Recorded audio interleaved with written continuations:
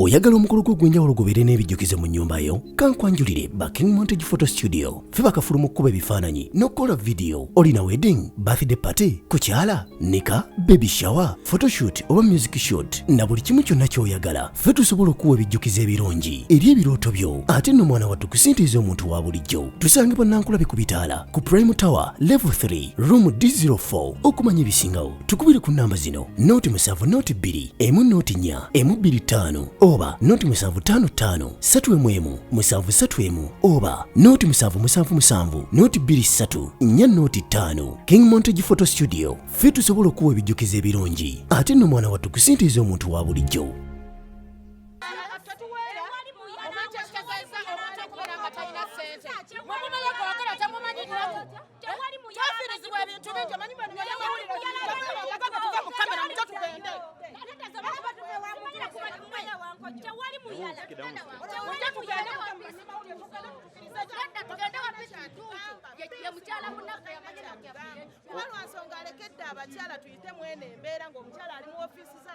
Owaye yabakubye bagamba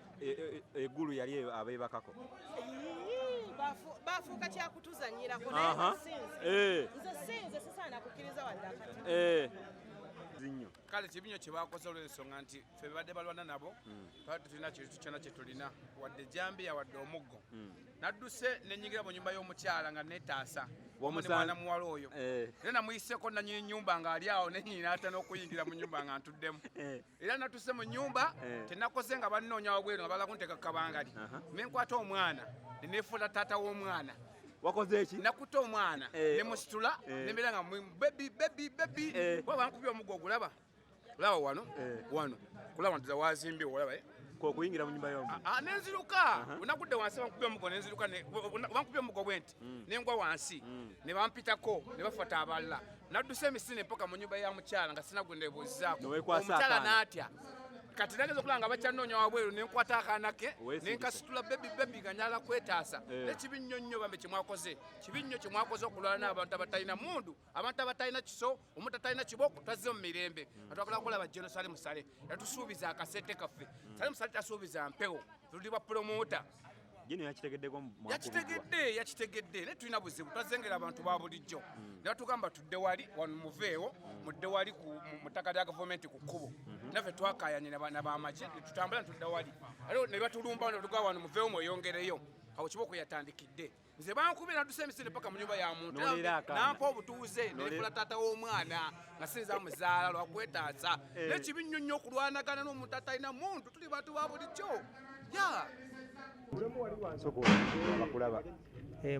bannaye mbalamusiza Mukama yeebazibwa amannya n'eddoboozi Afande Bukenya mulokole singa ate ndi promota nafuna namulondo yange okulira na Yesu ngambira abamalayika tinkoma weeka sifaayo kwabo aba bankyawa kasita namulondo yange eri wa Yesu. Nakuba ennyimba nnyingi nakuba kamanda Yesu bw'atudumira abalabe basaasa nakamuyimbira ebyali binnemye olwayingirawo n'abimalo nakuba nnyingi abalina amayumba edda tebagalina abo olaba abasanyuka nakuba ennyimba kibonge kya nini kibonge kya Yesu ni hatari sana anainama anainuka anaona moto unawaka akubali peya sizifunyeemu olw'okuba nti etteeka lya copyright lyo tukyali mu buvuyo ndi muyimba ate ndi promota tukyabanja ennyimba zange zisinga zonna za gospel mpozi n'eza Majje patriotism songs. Kiganda yavayo n'agamba mu kuba oluyimba yo ku KTV osasula nekubeera wezi ku kompyuta osasula omutwalo era tugenda kubeera ne meeting olwaleero wa Kiganda ndi omu ku bagenda okubeera mu meeting tuyina byetwogerako era byebimu tugenda kubyogerako olwaleero essaawa 9 meeting eri wa Kiganda kituufu leero nayitiddwa ne message njiina wano twakogera naye nalokoka mu 1989 nakalaba Kiganda emyaka 27 mu mugwando gwange nnyo ate ndi mukulembeze ebyokusasula omutwalo bagusasula kituufu bagusasula olw'okuba ndowooza keeping records okuteeka mu nnyimba muguba bazisasula kyekituufu naye tubigenda ku meeting lwaleero tulina n'ebira bingi bye tugenda okwogerako ebikwalagana ne music industry naddala ng'abayimbi ba gospel olwaleero meeting weeri ekyo no UPRS gye yaga nti basasule ssente ku TV naddala ez'abalokole TV ez'abakristaayo ne tugaa nti tukyakyetegeeza tulabe nti oba kiba tekyetaagisa UPRS nti basasule ssente okuba oluyimba lwakati TV bwe zinaagaana oddukuba ng'ate akasuwa k'olina ka TV ne rediyo ez'abalokole kitegeeza oba oviiriddemu awo so twagala kulaba nti kikirizibwe gospel music akube bwereere ku TV ez'abalokole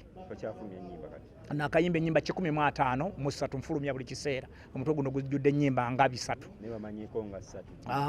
ate zo zitolimba okujjako si kulimba guzomanyi kubanga fasa ekisooka obeera busy naye ennyimba kamanda Yesu olulumu nafuna na mulondo ezo 2 abalina amayumba bujingo tayinza kuyingira ku kituli ataluyimbye ezo 3 kibonge ezo 4 abalina amayumba edda tebagalina abo bolaba basanyuka edda bali tasobola kuyingira ku kituli ataluyimbye ezo kamanda Yesu akubali pe no kati bazimanye ezo nzo omu ku bayimbi aba gospel abasooka okuyimba nga bubyali yetanayimba mwana muto bugembe nga mwana muto abo bonna bayimba bali nga baana bato even atandika okuyimba nga Eagles production bonna nga baana bato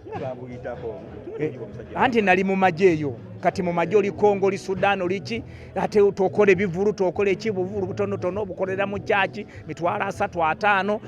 oyina abaana basoma school fees kyovola batuli mu struggle eno okulaba nti sente zali zigenda okukola mu emyaka 2 mu bivulu byonna ebya kubanga eje emyaka Easter Christmas n'ebirala byonna byafa ate ne sente zansubiddwa geno sali musale yazimpa nazo saazikola ki saazifuna nga historical ate ng'omuyimbi twali tuyimbiddeko ne sale ne Museveni ayogera naye maaso ku maaso n'ankwasa nakalema maaso ku maaso ate nali nzirabyeko ate singa sizirabako singa sikwako kubizike omuganda agamba nti atyabe enkusi si yakola ki alya gye ziyisizza najjanjaba omufusi yamusikira obitokolanga bagaba ebyapa amayumba ate nogayize mbadde mujjanjaba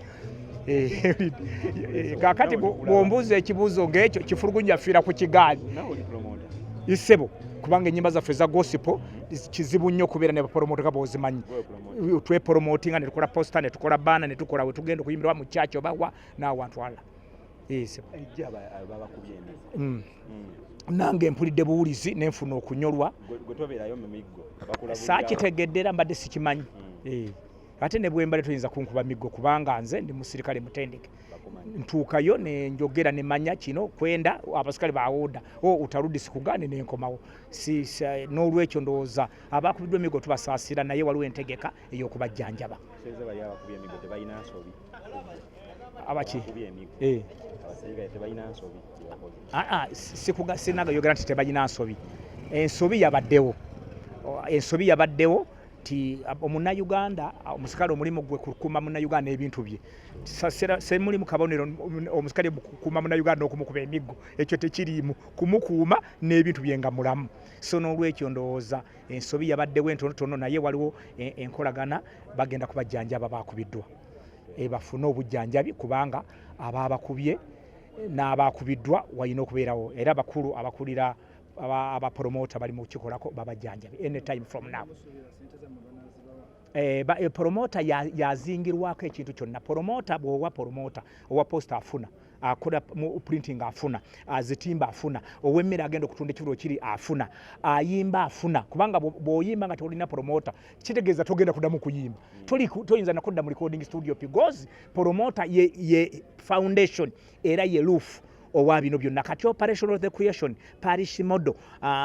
n'emyoga byonna balina okuwa ssente okulaba nti abapromota bafuna ssente kubanga promota yentabiro ey'abayimbi n'abantu ba bulijjo owommere agireeta n'afunda na buli kimu so n'olwekyo nze ndowooza yentabiro y'okulaba nti abantu bano struggle gye baliko abakubiddwa gavumenti bagenda kubajjanjaba kyekituufu ekiriwo era nange ngenda kulaba nti tutuuka wano bali ne babajjanjaba kubanga bakubiddwa mu ngeri eteri ntuufu kooti yokka yeyina obuyinza obusalira omuntu embooko n'akuba ate abaagalamidde kooti ne poliisi terina buyinza bukuba muntu miggo erina kukwata ne kuteeka bwe bayita safe custody muki mukome n'obeera